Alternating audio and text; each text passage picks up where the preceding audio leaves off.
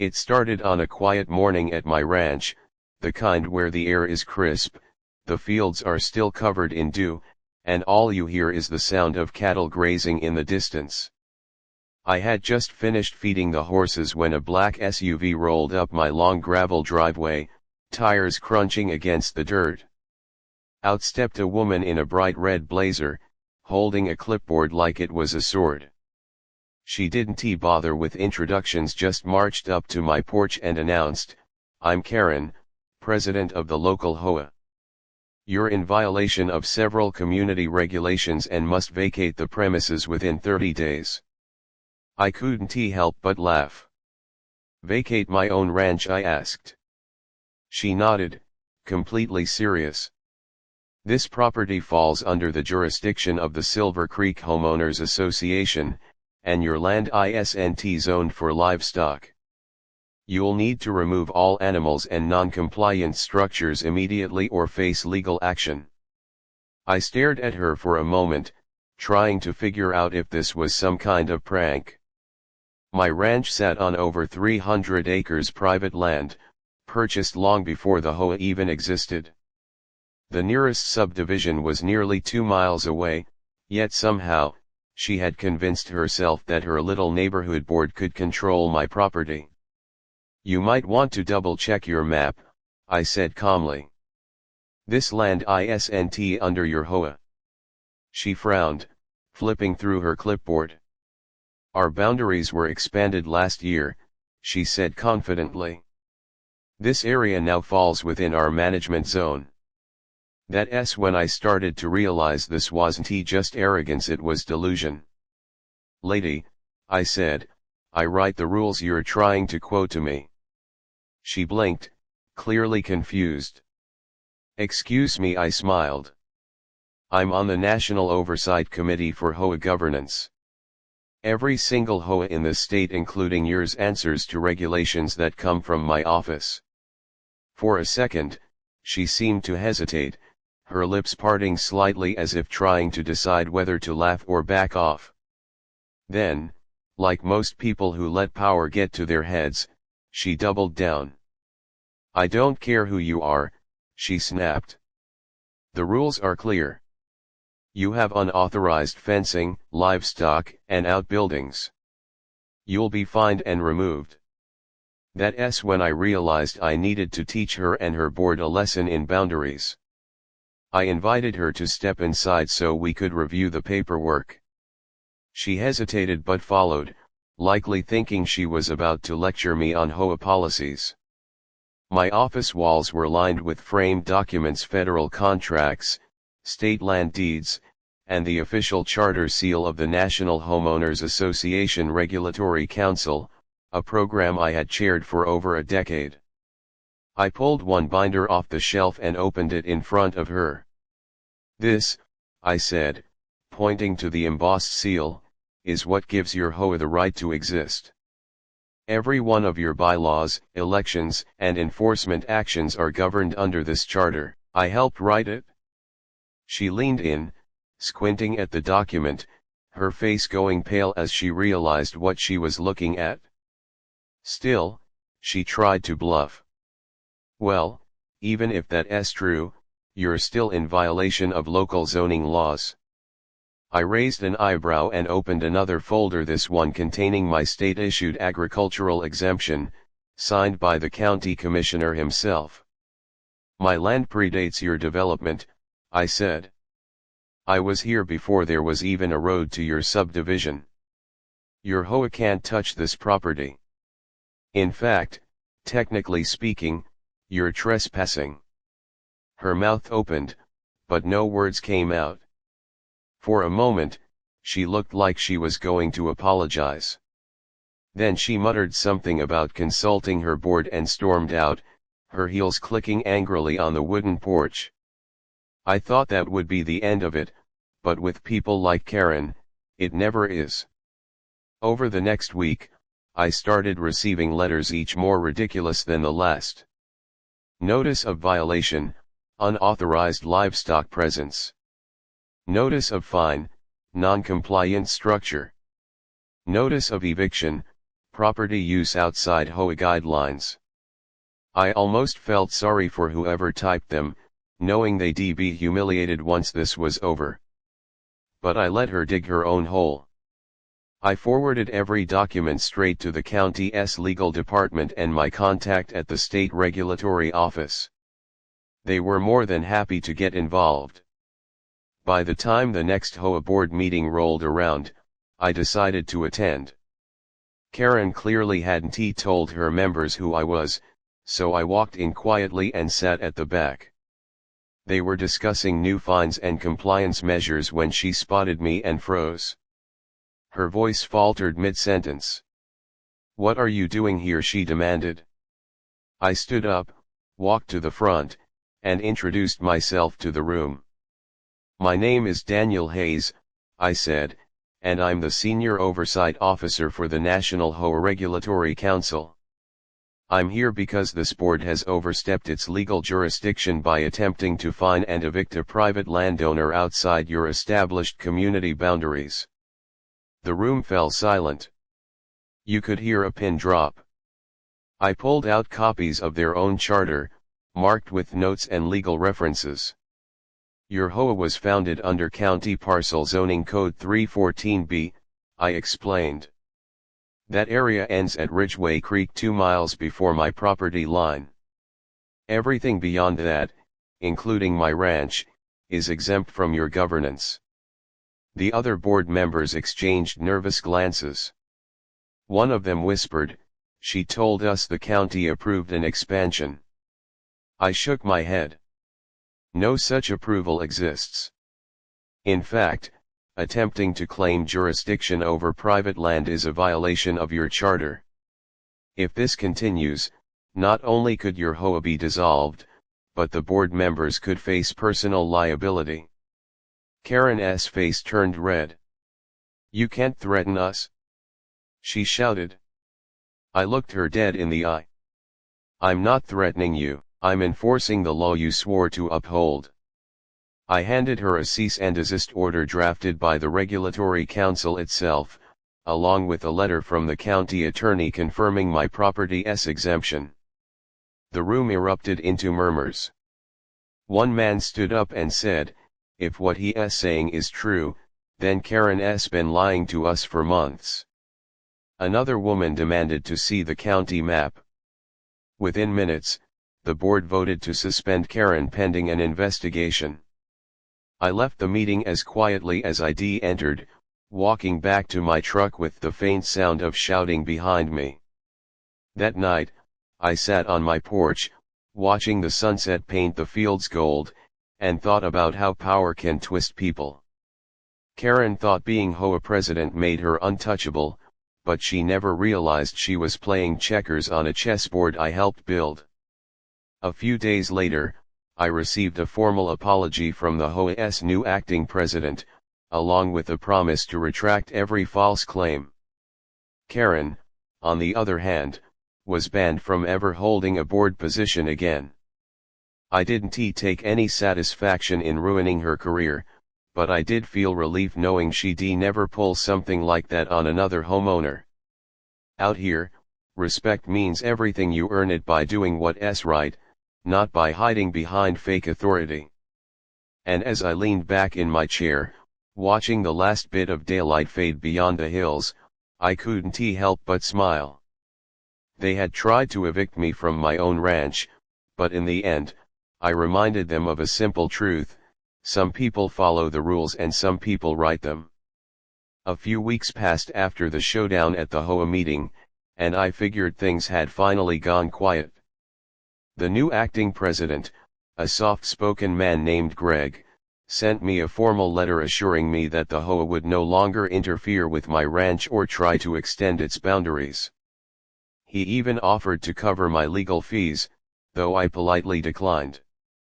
I wasn't interested in their money, I just wanted peace. But as it often goes with people like Karen, peace didn't last long. Word spread fast through the community about how I had humiliated her, and instead of admitting her mistake, she doubled down on the gossip. She told anyone who would listen that I had faked documents and bullied my way out of following HOA regulations. I ignored it at first. Rumors don't change deeds or charters. But when I noticed unfamiliar vehicles parked near my ranch's entrance and drones buzzing overhead, I realized she wasn't finished. One afternoon, I was repairing a section of the fence near the creek when I heard a car engine idling. I looked up and saw a group of men standing near the end of my private road, dressed in suits, holding cameras and clipboards. I walked up and asked what they were doing. One of them introduced himself as a representative of the Silver Creek HOA Inspection Committee. I almost laughed out loud. "You're about 2 miles outside your jurisdiction," I said. "You might want to pack it up before I call the sheriff." The man hesitated and then said, "We received an anonymous tip that there were environmental violations taking place here. We're within our rights to inspect." I pulled out my phone and started recording. "You have 10 seconds to leave," I said. "After that, you'll be trespassing, and I'll have you removed." They didn't move, so I made a quick call. Within 15 minutes, a county deputy arrived, lights flashing. The officers took one look at the HOA crew, checked my paperwork, and ordered them off the property. Karen wasn't even there, but I could feel her fingerprints all over it. Later that evening, I reviewed my security footage. Sure enough, I caught Karen herself the night before, driving down the road in her SUV, parking just outside the fence line, and walking up with a flashlight. She had been the one sending people onto my land. I decided enough was enough. I filed a formal harassment complaint with the county, attaching the footage and all correspondence. My contacts in the Regulatory Council assured me that an investigation would follow. But before any of that could happen, Karen tried one last desperate move. The next morning, as I went to open the main gate, I found a giant padlock hanging from the outside latch and a bold red sign that read "Property sealed by order of Silver Creek HOA." For a moment, I just stared at it, not even angry, just amazed at how far she was willing to go. She had literally sealed my own ranch gate shut. I cut the lock off with my bolt cutters and called Greg, the new HOA president. He sounded mortified. "I swear, we didn't authorize that," he said. "She's acting on her own. We've already warned her to stay out of HOA business." I believed him, but that didn't make it any less infuriating. I decided to turn this into a lesson Karen would never forget. I called my attorney and the county zoning commissioner, and within hours, they coordinated a meeting at the property line. When the officials arrived, I explained the situation, showed them the footage, and pointed to the gate. The commissioner sighed. "She really thinks she can override county property law," he said. My attorney smiled and handed me a document. "This," he said, "is a cease and desist order signed by the county judge. You can use it immediately." That afternoon, I drove straight to Karen's house. She lived in a pristine 2-story home near the center of the Silver Creek subdivision, complete with manicured lawns and flower beads that looked like they'd been measured with a ruler. When she opened the door and saw me standing there, her smug expression vanished. "You can't just show up here," she snapped. I held out the paperwork. "Actually, I can," I said. "This is an official order from the county court. You're to cease all attempts to interfere with my property, directly or indirectly. That includes locking gates, sending inspectors, or filing fake reports. Violate this, and you'll be facing criminal charges." She looked at the document but didn't touch it. "You're bluffing," she said. "Am I?" I replied, pulling up the live county court docket on my phone showing her name listed as a respondent. her face drained of color. "You can't do this," she muttered. "I was protecting community interests." I leaned closer. "You weren't protecting anything. You were trying to control something that doesn't belong to you. And now, you're about to lose everything because of it." 2 days later, the county sheriff's department served her with the official notice. By the end of the week, her front yard was filled with reporters and neighbors whispering about the woman who thought she could take down a man who helped write the HOA rule book. The story spread faster than wildfire. News outlets ran headlines like "Local HOA President Under Investigation for Abuse of Power." Within a week, she resigned from the HOA entirely, claiming she was stepping down for personal reasons. But that wasn't the end of it. The State HOA Regulatory Board, the same one I oversaw, opened a formal inquiry into her actions. Several nearby associations that had once admired her leadership quietly removed her from their mailing lists and revoked her memberships. Meanwhile, back at my ranch, peace returned like the wind after a storm. The grass grew taller, the cattle grazed undisturbed, and the sound of hammering and construction from the subdivision faded into the distance. Greg and a few other HOA members stopped by one afternoon with an apology basket filled with fresh fruit and a handwritten note. "We're sorry for the trouble she caused," it read. "We'd like to start fresh and maintain friendly boundaries moving forward." I appreciated the gesture and told them there were no hard feelings as long as they kept their policies where they belonged. Greg chuckled and said, "Trust me, nobody's going near your property again." A month later, I received a letter from the state confirming that Karen had been officially barred from holding any HOA position for the next 10 years. I folded the letter, placed it in my file cabinet, and smiled. Justice had been served, not through anger or revenge, but through patience and law. That evening, as the sun dipped below the horizon and painted the sky in streaks of gold and crimson, I walked down to the creek and leaned against the fence, watching the water flow under the bridge. The land was quiet, mine again, untouched by arrogance or greed. Karen had tried to seal my gate, to lock me out of my own life, but all she did was expose herself. She had no idea that when you play power games with someone who helped write the rules, you're never going to win. As I looked over the fields that stretched endlessly into the distance, I felt something I hadn't felt in months. Peace.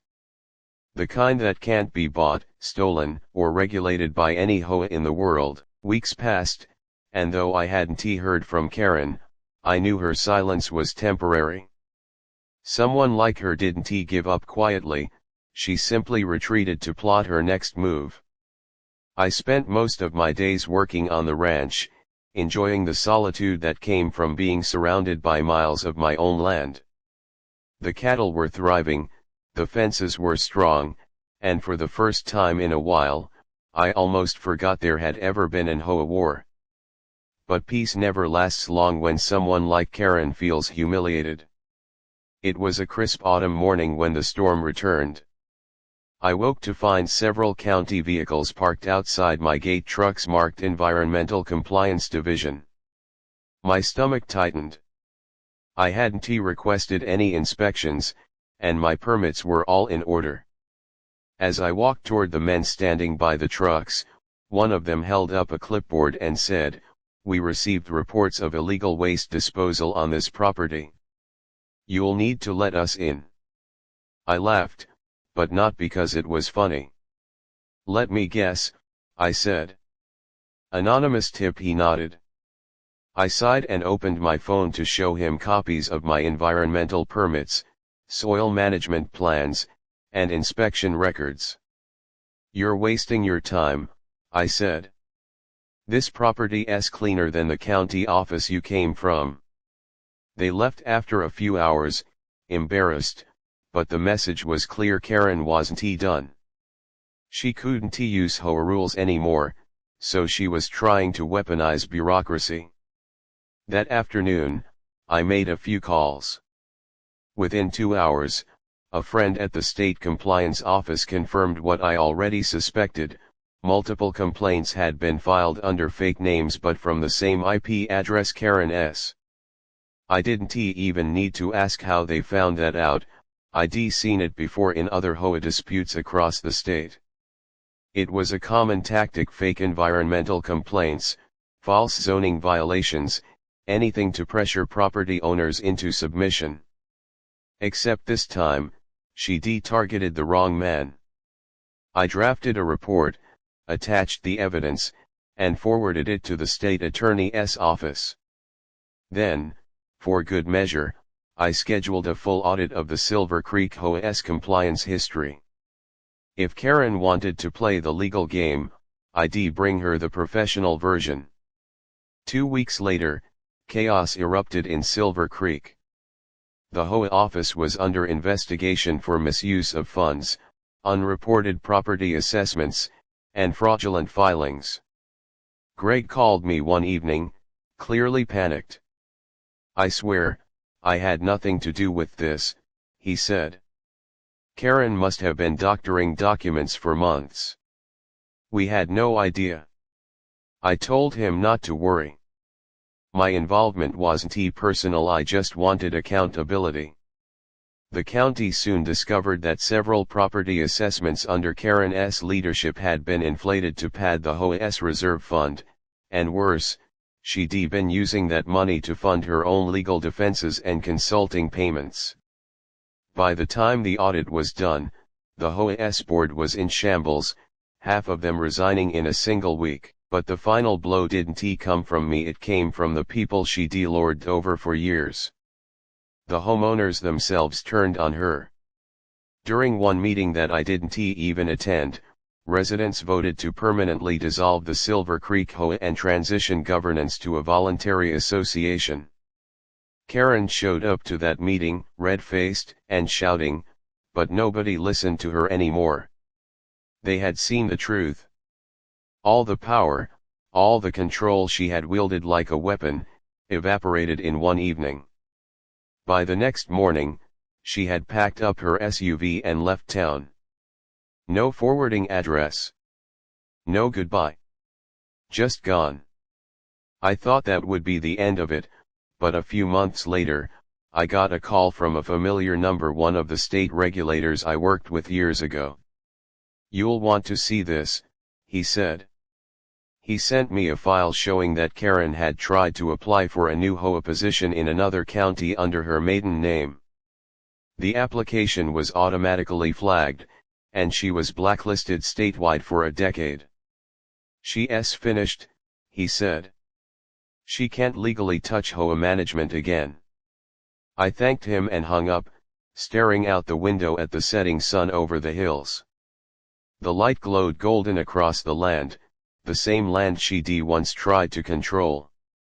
I couldn't help but feel a quiet satisfaction, not because I'd beaten her, but because justice had a way of balancing itself out.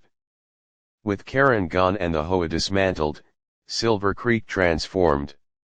Without constant oversight, homeowners began to cooperate instead of compete.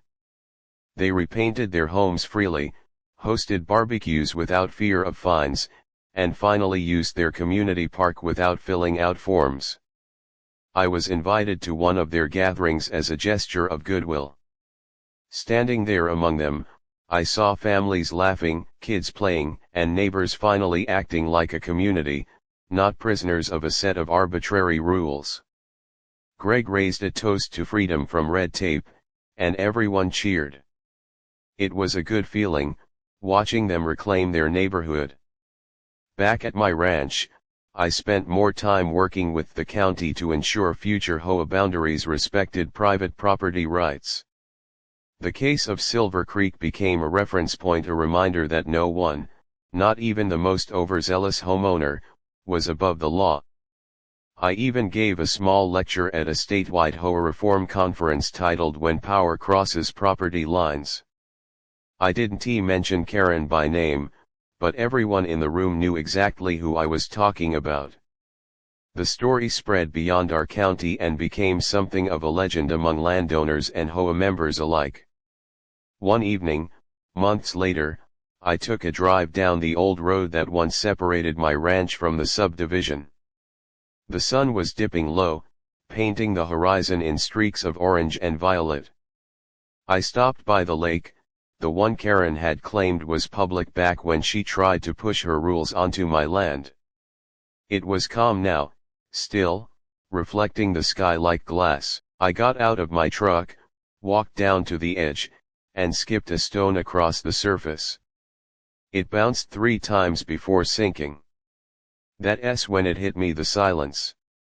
No construction noise, no arguments, no HOA notices. Just peace. For all her bluster and threats, Karen's downfall came not from revenge, but from her own arrogance. She had spent years believing rules made her powerful, but power built on control always collapses when faced with truth. I didn't have to destroy her, she did it herself. All I had to do was stand firm. As I walked back to my truck, the wind carried the sound of crickets through the fields, soft and steady. The world had finally gone quiet, and I knew I'd done the right thing. The ranch stood as it always had, independent, unbroken, and untouchable. I drove home that night with the windows down, feeling the cool air brush against my face. The road curved through the land I'd fought so hard to protect, and for the first time in a long time, I felt completely at peace. Karen had tried to evict me from my own life, from the land that had been mine long before her HOA ever existed. But in the end, all her schemes, her fake reports, and her manipulations had led her nowhere. She lost everything because she underestimated one thing: the law may bend under pressure, but it never breaks for the truth. And on that truth, my ranch and my peace would stand forever.